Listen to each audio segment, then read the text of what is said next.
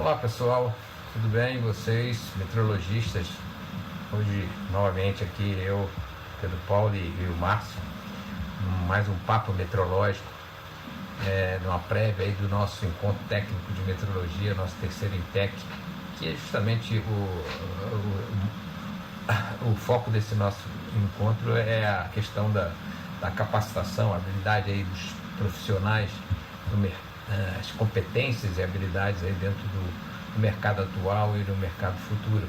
E dentro dessa questão da meteorologia, a gente está aí vivendo, né, num ambiente que é o uso da inteligência artificial aí na meteorologia.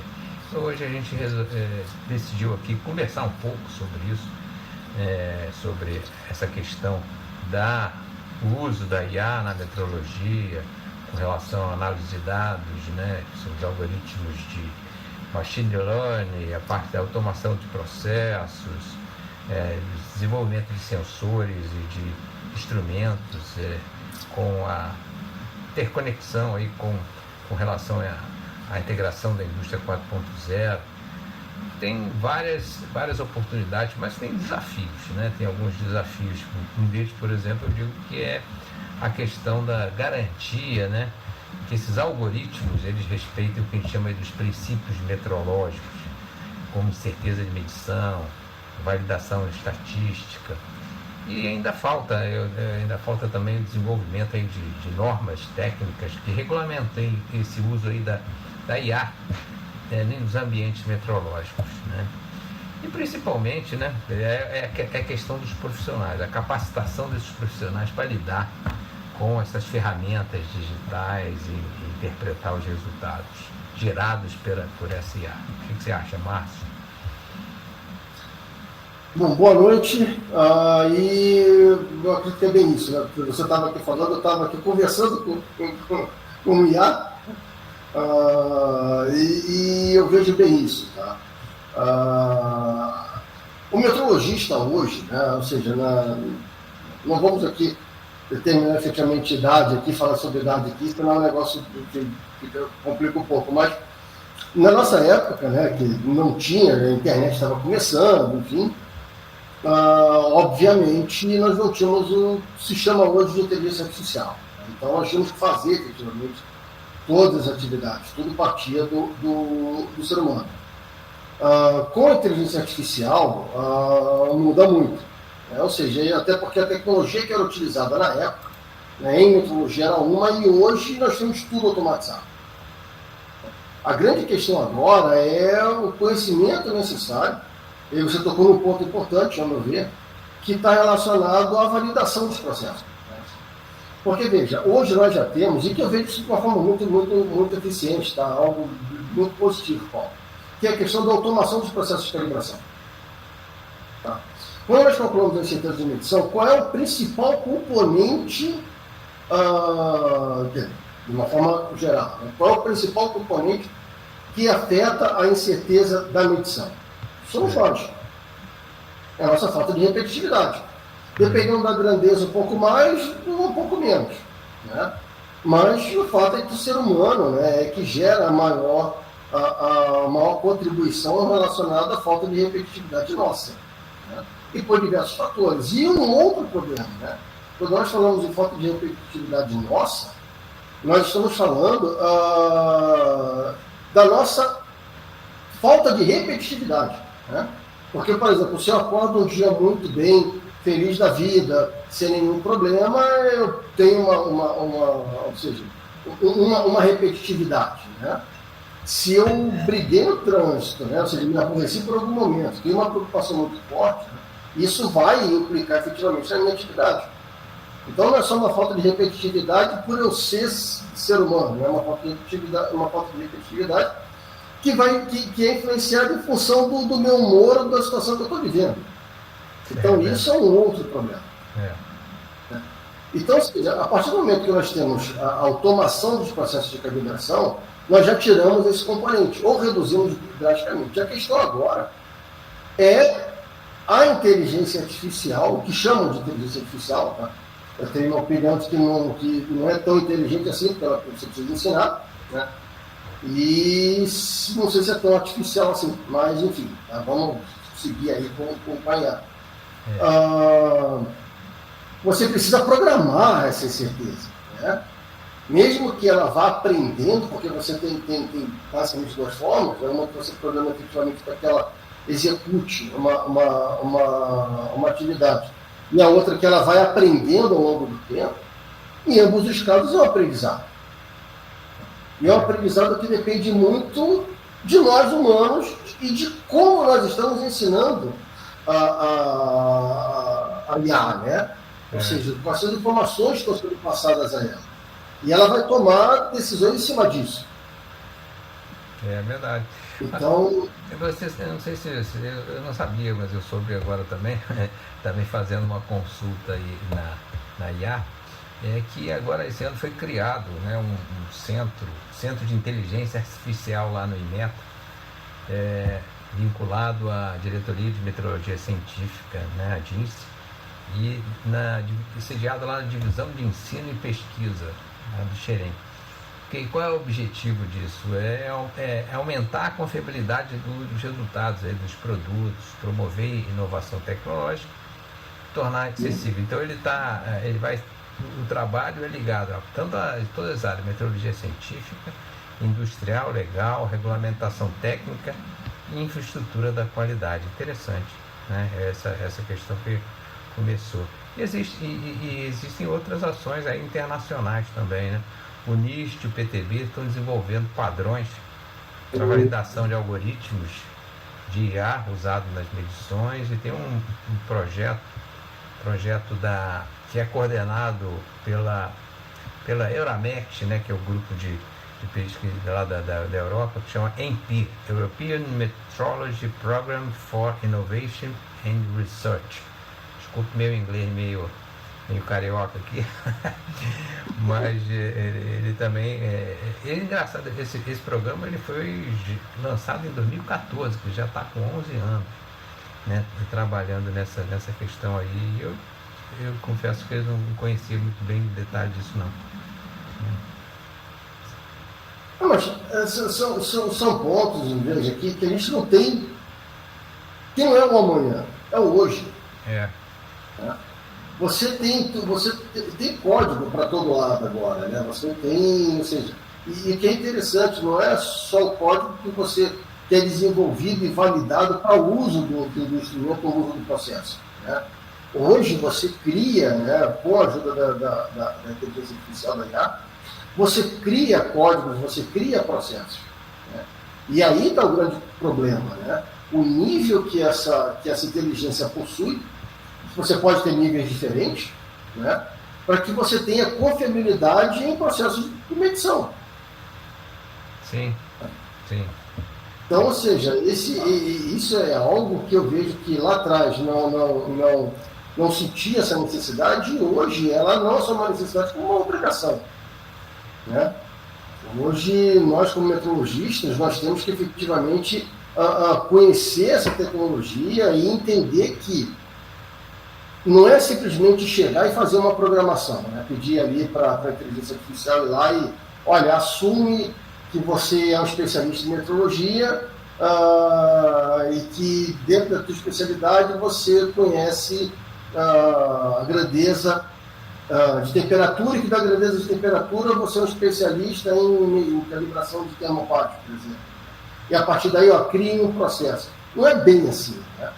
Você requer que você tenha um maior detalhamento, uma passagem maior de informações, né, para que a inteligência ela possa efetivamente te entregar o resultado, né, que se espera em processo de medição. Não, eu também acho. Na verdade, ainda eu digo que você usar as ferramentas, elas são importantes, mas você precisa conhecer da coisa, porque se você não conhece nada, o que ele jogar para você vai acreditar e vai aceitar como verdade. Se você não desconhece completamente o assunto, você acredita com verdade. Se você fizer qualquer pesquisa aqui em um termo na área médica, qualquer coisa, o que ele colocar aí, eu tenho que achar que de repente é É o certo, porque eu não sou especialista nisso, né? Então, a gente não conhece, mas os processos, a questão da automação, a facilidade, você gerar documentos, gerar procedimento, isso realmente fica bastante interessante usar as ferramentas. O que eu vejo, né, e em metodologia não poderia ser diferente, é que a especialização, ou seja, a capacitação do profissional, em metodologia, ele não vai ser só mais um metodologista. Né?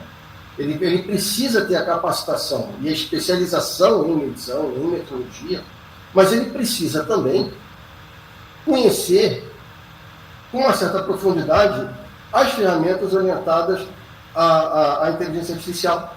Né?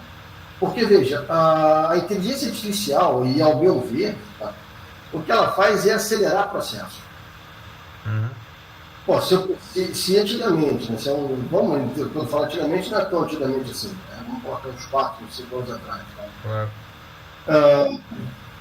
Ou talvez um pouquinho mais, mas a partir do momento em que eu precisava criar um procedimento, eu tinha que pegar o padrão, entender o processo, ver o laboratório, enfim, ou seja, uma série de fatores, e efetivamente escrever esse procedimento, passo a passo. Né? A partir do momento em que eu tenho uma inteligência, ou seja, uma aplicação já pré-programada, já com conhecimento prévio, né? Eu vou produzir, eu vou criar esses procedimentos de uma forma muito mais fácil. Né? Depois eu vou ali corrigindo cada ponto, né? Vou olhando, vendo o que ela está passando, eu vou corrigindo para dizer, isso aqui não é isso aqui não é assim, isso não é assim, e aí eu acelero mais o meu processo. Né? Então, ou seja, isso é um ponto interessante, mas é necessário que se haja toda uma preparação do ambiente para que você possa efetivamente utilizar a metrologia. Né? Eu vejo muito, por exemplo, questões relacionadas à medição de vazão, né? As variações que existem, as possibilidades que existem. A partir daí, a partir do momento que eu tenho algo pré-programado, seja algo que eu já ensinei, aí vai ficar muito mais fácil eu criar qualquer procedimento. Esse negócio de se ensinar é interessante. Outro dia eu vi uma chargezinha do camarada que chegou com um cogumelo e perguntou para a inteligência artificial, esse cogumelo é venenoso? Ela, não. Aí ele comeu, passou mal pra caramba, e aí ela diz, de fato, gostei desse, aprendi que ele agora é venenoso. Agora ele é venenoso. Ele é venenoso. Quer dizer, não conhecia também, né? Então... não tem jeito, né? Hoje, a questão da inteligência, né? Eu tive um cliente um tempo atrás, e a gente conversando, né, sobre inteligência artificial, ele falou algo muito interessante, né? Que a inteligência artificial, ela é um recém-nascido. É o quê? Ou seja, você é um recém-nascido. Sim, né? recém-nascido. É como se fosse um recém-nascido, uma criança aí, e que você vem ensinando a ela. Né? Obviamente, né, o aprendizado é muito mais rápido, né? Mas é como um recém-nascido, você tem que ensinar que não pode botar o dedo na tomada. Primeiro você tem que ensinar a reconhecer uma tomada. Né? Depois que você não pode botar o dedo na tomada. Né? E por aí vai, né? E aí vai crescendo, você vai ensinando o que é certo, o que é errado, o que é interessante, o que não é, o que influencia, o que não influencia. Né? Então eu vejo que a inteligência artificial ela deve ser usada, né? Assim como outras tecnologias, mas hoje, né, que a gente está pensando muito relacionado à inteligência, eu vejo com muito bons olhos, mas é necessário que o profissional de metrologia ele conheça e saiba programar, saiba utilizar a inteligência artificial. Né? Sim, e aí, com a profundidade necessária. Né? Volto a dizer, vamos falar aqui, eu exemplifico aqui, por exemplo, a calibração de um micrômetro. Né? É um instrumento relativamente simples quando se faz calibração. Você vai ter que dizer para ele o que pode influenciar na medição, as questões relacionadas à variação de temperatura, né, a forma com que você deve limpar o instrumento, e aí, como nós estamos falando de um micrômetro, que tipo de micrômetro é? Porque se você tem um micrômetro interno, ele tem duas pontas. Se você faz medição interna circular, é um outro micrômetro. Se você faz medição externa, é outro micrômetro. Se a engrenagem é um outro micrômetro. Então, você tem que ensinar ela primeiro. Olha, existe micrômetro disso. Esse serve para esse serve para aquilo. Você entregar uma imagem, né, para que eles saibam o que é uma coisa e o que é outra. Né? Então, e isso, né, ou seja, é o que você precisa entender. E um outro ponto, tudo vai depender da ferramenta que você está usando também. Né? Porque dependendo da ferramenta, ela não lê imagem, dependendo da ferramenta, ela lê imagem, dependendo, ela só lê imagem. Né? Então, você tem muito da ferramenta que você está usando de inteligência artificial também. Isso é um ponto importante, né? Uma coisa que eu sei que, por exemplo, agiliza, hoje você está pegando o exemplo do micrômetro, você tem os micrômetros aí digitais com Wi-Fi e tal, conexão direta no computador, então a medição já joga, os dados já são direto armazenados, então esse gap que você tinha de pegar, anotar, tal, essa coisa toda acaba sendo mais ágil, e aí ali dentro você já pode ter lá a sua dentro do seu sistema lá, a sua planilha toda ensinada, como você falou, todos esses componentes de dados, de certeza e tal, então você agiliza o seu processo, né? Você consegue ser mais ágil. Porque, por exemplo, o que eu vejo, tá? Hoje você tem muitos softwares, eu não conheço ainda, né, softwares orientados à execução, automação de processos de calibração ou ensaio com uma IA efetiva. Tá? Então você tem ali uma IA dentro, uma inteligência artificial dentro do software, né, que atua junto com o software. Mas o que eu vejo é que logo nós já vamos ter isso. Tá? E aí vem o que é interessante. Né? Vamos seguir aqui com a questão do micrômetro. Né? A partir do momento que você ensina efetivamente a inteligência artificial, e ela passa a entender esse processo, você tem, por exemplo, a calibração. Tá? E você tem, obviamente, os dados. A gente já não precisa, vamos pensar nos dispositivos, né, que você já tem integração com o Wi-Fi, você já transfere a informação direto para o software. Né? O que a inteligência ela vai fazer ou ela pode fazer, se ela estiver muito bem treinada? Tá? É avaliar se essas medições elas fazem sentido ou não. Uhum. Claro. Então, ou seja, é algo que você pode, sabe, dentro de uma medição, você já aplicar em um IO normalizado ou aplicar alguma outra metodologia. E veja, nós estamos falando aqui de calibração, mas isso vale para a indústria também. Né? Sim. Você tem ali em peças, por exemplo, medição de peça, usando esse mesmo recurso com o software, né? Orientado ali, vamos lá, usinagem, né? Estou usinando peça e estou fazendo a medição ali dessas peças já com a transmissão Wi-Fi. A partir do momento que eu tenho uma inteligência artificial do outro lado, pode ser não só uma questão, tá, de identificar se aquela peça está dentro do critério de aceitação ou não. Sim. Né?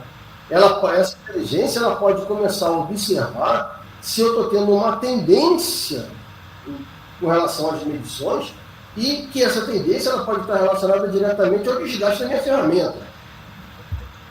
Isso que você está falando, quer dizer, você pode criar critérios de aceitações ao longo do processo, né? Ele vai fazendo a coisa, vai medindo e já vai verificando se a coisa está dentro da normalidade. Quer dizer, uma medida errada ele pode interromper a questão, ou fazer um diagnóstico, de repente o sistema corrigir o que tiver que ser corrigido, né? Mas o fato, Pedro, veja, não é só o fato dele fazer uma análise, tá? Ou de uma correção em função dos valores históricos. Tá? É analisar os valores que estão sendo inseridos. Uhum. Tá? Porque vamos sair da calibração e vamos aqui para o processo. Uma coisa é eu estar fabricando um eixo, por exemplo, pegar o instrumento, seja micrômetro, enfim, tá? Fazer a medição e jogar essa informação para o software e ali ter o critério de aceitação e dizer para mim, está certo ou está errado. Né? Então aí eu já ganho uma velocidade violenta, porque o que ocorre, a população que eu vou usar, né, para confirmar se tudo que eu estou produzindo está ok, né, ele já vai ser um número muito maior. Em vez de eu medir em torno de 10%, eu posso medir 40%, 50% ou até mais. Se não, medir tudo. Né? Fazer 100% das medições, porque eu estou produzindo, medir, eu já tenho o valor, ele já vai. Ou seja, eu não perco tempo, eu não tenho que ficar escrevendo nada. Né? Então, eu já tenho ali o tempo de apresentação. Agora, uma coisa, tá? Tem uma inteligência ali que entende que eu estou medindo um eixo, que eu tenho uma ferramenta, tá, com uma determinada composição, tá, e que dentro dessas medições do eixo que eu estou fazendo, está seguindo um padrão, por exemplo, tá, de aumento da dimensão. Certo. Entendi. Tá, porque aí pode indicar, por exemplo, um desgaste na minha ferramenta. Isso, entendi. E aí a inteligência fala assim, olha só, para aí, tá? Troca a ferramenta ou ajusta o teu equipamento, porque você vai estar produzindo algo fora do critério de aceitação logo. Sim, entendi. Isso é entendi. Então, o custo, ou seja, aquele dinheiro que a empresa jogou fora, ou que iria jogar fora, ela não joga mais. E a gente está falando de um processo mecânico, mas isso vale, por exemplo, na área farmacêutica, né? E você tem a medição de medicamento, você tem pesagem, né? Você, por exemplo, você pH-metros, né? Então você pode usar a inteligência artificial para estar efetivamente analisando o comportamento do próprio instrumento ao longo do tempo. Sim. Né? Então, isso daí já cria situações onde você passa a ter uma maior confiabilidade metrológica. A questão é, primeiro, voltando aí um pouco, é ensinar efetivamente a inteligência artificial. E que aí a gente precisa ensinar com detalhamento necessário. Né? Se falar de balança, por exemplo, não dá para dizer que é uma balança que ela pesa. Né?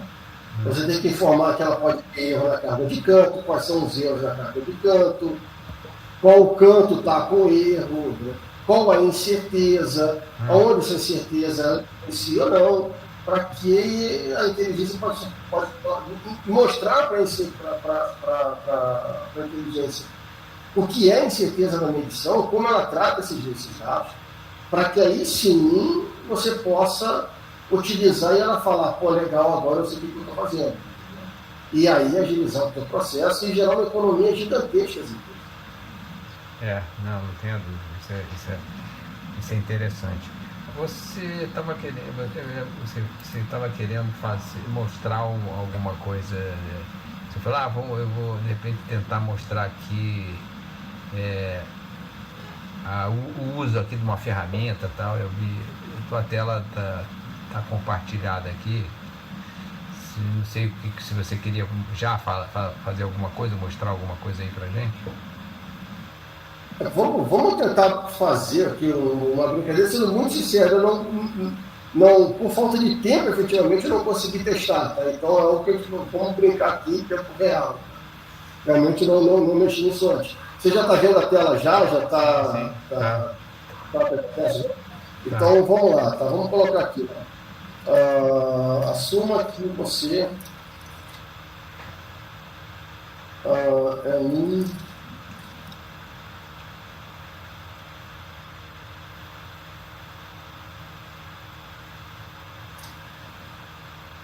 Então, vamos pedir para que ele assuma aqui que ele é um especialista em metrologia dimensional.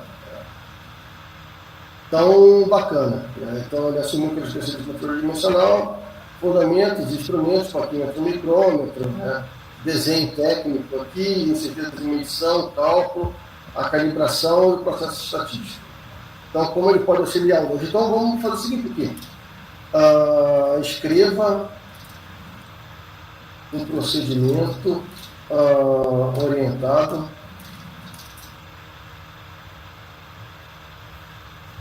à calibração de um micrômetro. Como nós estamos falando de micrômetro, né? Tá bom. Vamos ver o que ele vai retornar aqui. Né?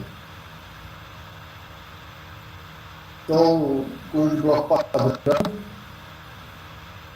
micrômetro 0,25, seguindo os gerais da norma. Então ele pegou e foi lá atrás da norma, né, e foi atrás do isogama. Uhum. Então a especificação, o bloco padrão 0 ou K, né, o padrão óptico e o termômetro digital com resolução de 0,1. Então a temperatura, 20 mais ou menos 1 grau, que é o ideal, registrar a temperatura no momento da medição de correção. A umidade, manter a estágio em 50 mais ou menos 10, é a limpeza, né? O ambiente e as superfícies de medição devem estar livres de poeiras e contaminantes. Então, limpar cuidadosamente o fuso, as faces de medição, bigorna, haste móvel e o bloco padrão, com o solvente apropriado, álcool isopropílico. Então, por enquanto, ele não mudou, não está tão fora, né? Deixar micrômetros de blocos padrões para climatar, né? A climatização no mínimo 2 horas e verificar visualmente a existência de danos, riscos, amassos, folgas, enfim. Verificar o ponto zero, ele fechado. Veja, aqui já tem um ponto interessante, tá? Ele já está falando aqui de vênio fechado, né? Que micrômetro é? Porque se for os micrômetros da medição interna, você não vê ele fechado. Uhum. Então aqui, assim, nós já teríamos que dizer qual tipo de micrômetro é. Mas ele definiu lá no início, ele escolheu um. Sobe aí, ele escolheu um micrômetro que ele está apresentando. Se não era o que, de repente, o que você queria, como você falou, tem que me dizer para ele, não é isso que eu quero, não. Eu quero. Exatamente. Senão ele escolhe tudo. Eu quero interno, eu quero de engrenagem. Ou seja, você já tem que dizer para ele o que você quer, né? Senão ele vai escolher um. Uhum. Então, ou seja, veja, se a gente não informar isso, já não é uma informação inicial, né? O critério, ele já dá aqui um critério, já o erro não deve exceder a resolução do instrumento, de 1 micrômetro ou 2 micrômetros, se necessário ajustar o ponto de zero. A verificação do paralelismo, utilizar o padrão óptico de planicidade do vidro, posicionar o padrão óptico entre as faces de medição, fechando o micrômetro suavemente até o clique. Observar o padrão de franjas de interferência luminosa, né, de Newton, e o critério, né, as franjas devem ser paralelas, né, curvatura ou padrões convergentes, divergentes e que erro de paralelismo, ok. Tá? Veja, aqui tem um ponto importante. Quando nós falamos em paralelismo, tá, ele está correto no que diz respeito ao uso do plano óptico. Mas ele só está falando do uso de um plano óptico, quando na verdade, quando nós temos que identificar aqui o paralelismo, né, você tem que usar os 4 blocos, os 4 planos ópticos. Uhum. Para você ver efetivamente se as franjas elas são idênticas, porque quando nós falamos de um micrômetro externo, que é o que ele selecionou aqui, nós temos a falta de paralelismo das faces de medição, como nós temos a falta de paralelismo do eixo. Certo. Tá? Então, em função do comportamento das franjas, é que nós vamos identificar se nós temos a falta de paralelismo só das faces, se nós temos a falta de paralelismo, se é dois ou se são os dois. Uhum. Né? Então, quer dizer, aqui a gente já precisa ensinar ele falando o seguinte: olha, quando você verificar paralelismo, você precisa verificar, usar os 4 planos ópticos de 12 ou de 24. Né? Acima disso você não precisa. E para que você identifique, né, para que possa ser identificado a falta de paralelismo em função das faces, eixo ou os dois. Né? E aí a gente ainda... Eu diria aí que você vê que o interessante é que ele colocou aí um procedimento rapidinho, mas como você é especialista, você vai corrigindo. Quer dizer, o tempo que você ganha aí agora você corrigir o negócio. Você não tem que sair, criou do zero, né? Não, isso é fantástico. Tá? É bem isso. Tá? O que eu vejo é exatamente isso. A especialização, tá, é que vai corrigir o que está aqui. Então, ou seja, ele criou já um procedimento, ou seja, até os pontos de medição, por exemplo, eles precisam ser alterados. Né? Eu não tenho de cabeça aqui, mas enfim, a cada quarto de volta. Tá? Mas veja, ele já colocou os valores. Uhum. Tá? Então, a cada ponto, um erro de repetitividade, tá? Então, a análise do certificado, ele está escrevendo aqui, né? O cálculo da incerteza, a incerteza do bloco, a incerteza da repetitividade, a incerteza da variação de temperatura, da resolução do micrômetro e da incerteza de paralelismo. Ou seja, ele aqui, tá, te dá aqui a questão com relação ao K igual a 2, com o número de confiança que é aproximadamente 95%. Te dá a descrição do certificado, o conteúdo, mas o ponto que você citou, Pedro, ele é fundamental. Ele rapidinho te deu um procedimento. E você aí vai ajustando, por exemplo, ele pegando o que ele falou aí, por exemplo, K igual a 2. Ele definiu que é igual a 2, mas aí vocês dizem, não, que me calcula o fator de abrangência em função dos graus de liberdades efetivos usando a equação do oscilar. Aí você vai pedir para ele fazer isso, né? Exato, e aí é que está o ponto interessante, tá vendo? Volto a dizer, eu não testei isso aqui antes, mas eu acho que está esse rumo de bom exemplo, tá? A especialização aquela se faz necessária, tá? Porque o que acontece? Nós temos, ou seja, você vai corrigindo o que está aqui, pede para ele calcular a forma com que ele calcula, de onde ele tira, tá? E o que você precisar escrever com relação ao procedimento de micrômetros daqui para frente vai ser muito mais rápido. É menos trabalho. Menos trabalho, uma maior padronização. Uhum. Se nós colocarmos cálculo aqui, né, mostrarmos como o cálculo funciona, vai ser simplesmente colocar os valores. Isso. Se precisar criar um certificado, né, ele vai criar a partir daqui. Tá? Então, ou seja, deixa eu ver se ele...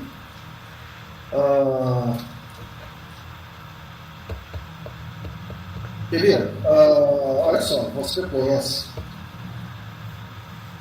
a ISO/IEC 17025. O que ele responde aqui? Ele conhece, tá lá, competência, então ele dá lá os dados, os pontos-chave, né? A BNT de 17025, a RBC, a RBLE, cita o CGEC, Coordenação Geral de Acreditação. Uhum. Né?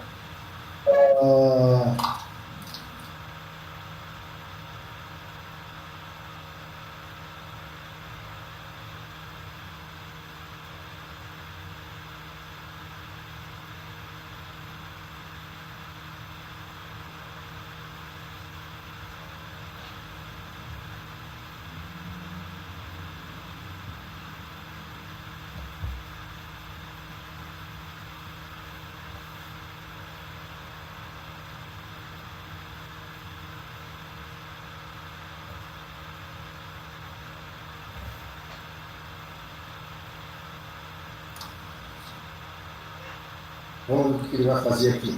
Já que nós pedimos para que ele crie um modelo de certificado.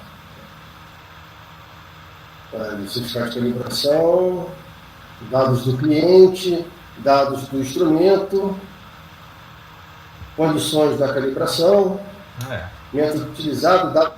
Olha só, olha o nível que ele chega, né? Calibração do instrumento, data do recebimento que você precisa ter, data da emissão do certificado, e ele inclusive te diz o requisito. E é exatamente esse, 7821. As condições, a rastreabilidade, os valores, o nível de repetitividade. Vamos fazer mais uma pergunta aqui. Deixa eu ver se ele consegue criar um documento em texto para que possa utilizar. Certamente, ela. Ele já criou lá o modelo. Não, isso é ótimo porque facilita todo o trabalho. Você consegue importar, pedir para ele fazer. Ontem eu fiz uma brincadeira, uma brincadeira entre aspas, né? Eu dou aula, uma das disciplinas que eu dou no curso de especialização é medição de vazão. Aí eu pedi para ele montar uma apresentação sobre a calibração de um computador de vazão. Então ele fez lá todo o negócio, montou tal, a forma tal. É muito, muito interessante porque é rápido, né? Claro que aí você vai corrigindo, você vai acertando. Não, isso aqui não tá legal não, isso aqui não ficou. Aí ele vai ajustando para você. Então, e é nesse ponto, ou seja, voltando aqui ao ponto, né? O que eu vejo hoje é justamente isso, tá? Ou seja, o metrologista, né, ele não vai ser, a inteligência, ela não vai substituir o especialista, né? Ela não vai substituir o metrologista, mas a forma que o metrologista vai trabalhar vai ser totalmente diferente. Mais inteligente e menos operacional. Exatamente, né? E com um detalhe, né? Com a supervisão. Porque nós é que vamos ter que supervisionar a atividade deles. É isso aí. Não dá para confiar, e nunca vai dar, pelo menos ao meu ver, nunca vai dar para confiar 100% no que está sendo declarado. Né? Porque você tem variações. E são coisas. Quer ver, eu vi um podcast, eu esqueci o nome do cientista, mas é um brasileiro, ele é especialista, ele mora nos Estados Unidos, né, há muito tempo, e ele é o número 1 no planeta com relação à integração homem-máquina. Foi ele que desenvolveu, inclusive aqui na Copa, quando teve kit, paraplégico aqui, se não me engano, me corrijam aqui, chutou a bola, né? Eu esqueci o nome dele. Quem lembrar aqui, por favor, coloca nos comentários aqui, fica o texto. Mas eu esqueci o nome dele. Mas eu vi ele no podcast e ele falou uma coisa interessante. Tá? Que ele estava. Eu não lembro, faz bastante tempo, não sei se ele estava nesse de carreira ou não aqui, mas ele estava na urgência do hospital, né?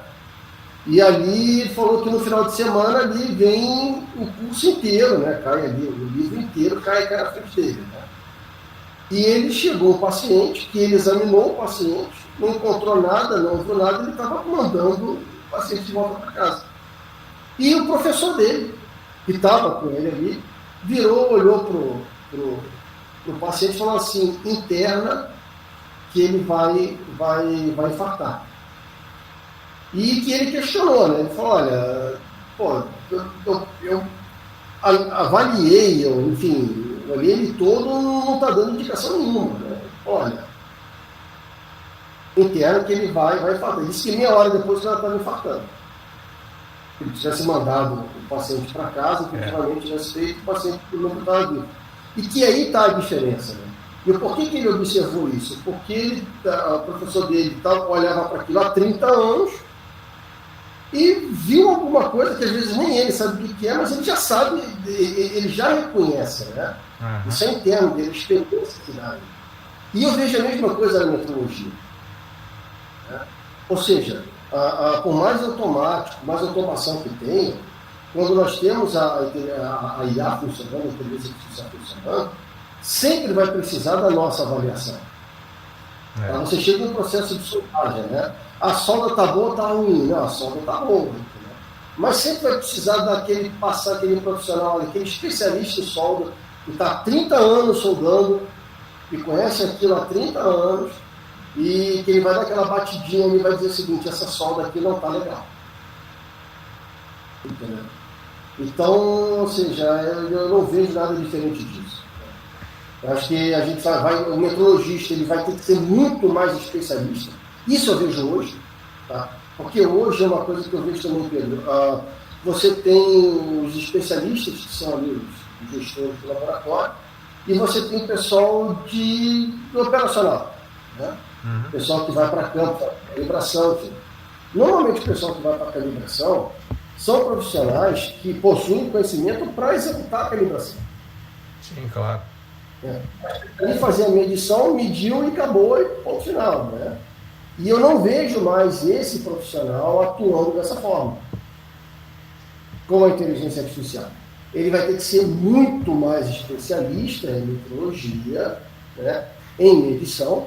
E veja, estamos aqui falando em calibração, o mesmo na indústria, né? Quais são as variações que o processo tem, como é que analisa esse instrumento, ou seja, você tem uma série de dados que o metrologista agora, né, ele vai ter que conhecer para que ele possa efetivamente fazer uma análise do que está sendo medido, enfim, né, para que possa ter aí, alcançar o objetivo, né? Porque quando nós estamos produzindo alguma coisa, o objetivo não é só produzir de forma correta, né? É o menor custo possível, né? Isso é um ponto importante, né? E refugo, né? As não conformidades dos erros de produto é um ponto fundamental quando nós falamos em custo do processo, em custo do produto, né? Sim, você está falando em termos de produto, produção, agora se a gente levar para o lado desse outro exemplo que você falou aí da vida humana, quer dizer, o cara, uma medição errada pode significar uma vida a menos, né? Pode significar uma vida a menos. E é coisa das coisas mais simples, né? Do uso lá do esfigmomanômetro, ou de um termômetro, um negócio assim simples que o cara pode dar um diagnóstico errado, né? Hoje não tem aquela discussão de que a pressão 12/8 já deixou de ser uma pressão é normal a vida toda e agora deixou de ser normal, virou uma anormalidade. Não tem. Quer ver só uma coisa? Eu lembrei agora de um ponto interessante, tá? E que passando aqui e pensando de forma muito rápida, tá? Eu dificilmente vou a médico, né? É um erro meu, enfim, mas eu tive que, algum tempo atrás, eu tive que ir no hospital. E o hospital aqui, onde eu estou, de onde está a aula aqui, é 20, 25 minutos andando. Não é algo tão longe. E eu virei e falei assim, eu vou caminhar daqui até lá e depois eu volto caminhando. Eu preciso fazer o que eu estou sentindo aqui não é algo que vai, enfim, interferir tanto. Então eu vou e volto a pé. E voltei a pé. Quando eu cheguei lá, você passa pela triagem, né? E eu fui caminhando. Aí, né? Calor, então, aqueceu o corpo, pressão muda. Exatamente, altera tudo, né? Eu cheguei lá, obviamente, vamos medir a pressão, porque é triagem, né? E eu estava assim, né? Não descia, ou seja, não estava escorrendo, não estava, né, chovendo, mas eu estava assim, suando, né? E eu, quando medi ali a pressão, estava medindo a pressão, veja, tem enfermeira aqui do meu lado, né? Mediu a pressão, obviamente, deu elevada, né? Deu 13 alguma coisa. Mas isso em função de eu ter andado 20, 25 minutos. Né? Se tivesse uma câmera ali com uma inteligência treinada, né, essa inteligência ela poderia apontar o seguinte, olha, ele provavelmente verifica se ele fez algum tipo de exercício, se ele está suando, enfim, se ele está tendo essa reação em função de alguma normalidade. E melhorar essa triagem. Porque ele anotou, o enfermeiro anotou e botou um papel na minha mão, né, ali no braço, né? Eu virei para ele e falei o seguinte, olha, o que você está colocando no meu braço aqui não é verde. E eu sei que vocês colocam verde quando o negócio aqui pode seguir o processo normal. Ele falou, a sua pressão está alta. Eu falei, eu vim andando há 20, 25 minutos. A minha pressão tem que estar alta. Não pode estar 18, mas o 13 que você está vendo aí é normal. Eu falei, Ela perguntou, olha, eu falei, não, então, é por isso que eu estou suando. Aí ele trocou, o processo normal, né? Eu entrei na fila dos normais, né?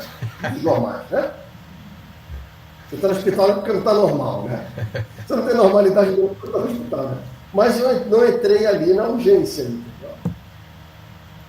Então, quer dizer, são coisas que, querendo ou não, né, volto a dizer, a metrologia é a mesma coisa. Você pega um instrumento de medição, se ele não consegue que tenha a inteligência, se ela não estiver muito bem treinada, é decisão tomada errada. E nós não podemos confiar 100%. É verdade, verdade. Bom, você né, foi legal aí ter mostrado essa questão aí do Gemini. Eu não sei se é Gemini ou se Gemini que o pessoal chama aí, né? Mas tudo bem. Cada um fala, Cada um diferente. Mas tem várias ferramentas, várias outras coisas. Eu gosto de usar também, eu gosto de usar uma que chama Perplexity, que também é interessante e tal. E agora tem o Google tem o Copilot, né? Também tem ali no Google tem o Copilot e tal. Então tem umas coisas que são bastante interessantes. Mas é aquilo que quem está conversando. Se você é um leigo completamente no assunto, você de repente vai acreditar num monte de coisa que está escrito aí sem ter sem menor análise crítica, né, da questão. Né? E um ponto importante, desculpa te cortar, mas um ponto importante, nós temos várias ferramentas. Né? Tem o Gemini aqui, tem o Copilot, né? Enfim, cada ferramenta ela trabalha de uma forma. Cada ferramenta ela é específica para uma atividade. Então, você pode ter, obviamente, ferramentas que são muito próximas, né? Mas cada ferramenta tem uma especificidade. E que é importante porque nós saibamos também para aprender, para que usar a ferramenta, né? A ferramenta certa. Primeiro é usar a ferramenta certa para a aplicação. Segundo é usar corretamente a ferramenta. Né? Nem sempre a forma que você trabalha uma ferramenta, você vai trabalhar em outra. Sim. Então, que o metrologista vai ter que dominar isso a partir de agora, né? Ou a partir de ontem. Isso aí, isso é verdade. Bom, acho que a gente já está aqui há quase 50 minutos aqui nesse nosso bate-papo e eu acho que está muito bem. Não sei, para aqueles que estão aqui, você que está acompanhando aí, se tem alguém presente aí direto aí, né? Entrou isso aí. Mas tudo bem. A gente vai disponibilizar esse nosso papo aí no YouTube aí para quem depois quiser assistir. E o mais importante é que essas discussões todas a gente vai trazer mais profundamente dentro do nosso próximo encontro aí, técnico de metrologia, no final desse mês aí, que aí são vários palestrantes, cada um com a sua abordagem, pegando diversos temas, diversas áreas, diversos assuntos, para a gente discutir essa questão aí das habilidades e as competências do metrologista, né? Porque a ferramenta é uma coisa, agora você tem que, como a gente está falando, saber usar a ferramenta. Porque você tem aí um procedimento, mas o procedimento não te ensina como você fazer a medição ali, como você fazer as análises, né? Então, isso é importante, é fundamental a experiência, a competência, a habilidade. Isso a ferramenta não vai substituir. Sim, isso não tem como. Né? Tem que realmente estudar bastante, vai ter que...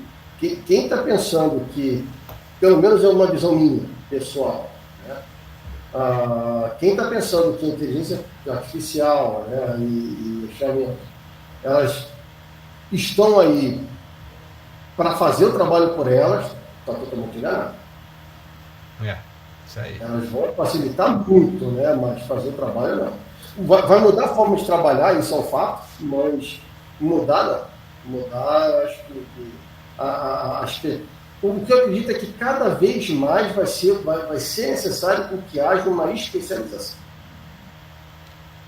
As coisas vão mudar nesse sentido. É isso mesmo. Falou, Márcio. bom esse papo. A gente se encontra aí no próximo. Na próxima semana é mais um papo meteorológico aí para a gente esquentar para o nosso encontro técnico. Com certeza. A gente vai falando, das informações vão estar lá na página do Intec, intec-meteorologia.com.br. A gente vai estar atualizando, vamos estar disponibilizando o vídeo no YouTube. É isso mesmo. E, enfim, aguardo o comentário de vocês, comentem para a live, né? Ou seja, você que está interessado em participar do terceiro Intec e das próximas lives, lá na página do Intec, faça a sua pré-inscrição, já está aberto. As lives, elas são gratuitas, então pode ir lá fazer o cadastro, participe. E interessante aqui na live, né? Lá no ambiente lá da Unacademy tem um fórum. Então eu convido a todo mundo que está vendo esse vídeo, que vá lá no fórum, né? Coloque lá suas dúvidas lá na live e vamos conversando a partir dali. Pode ser algo interessante que nós possamos estar trazendo aqui para o terceiro Intec. É isso aí. Falou. Um abraço. Um abraço. A gente se fala.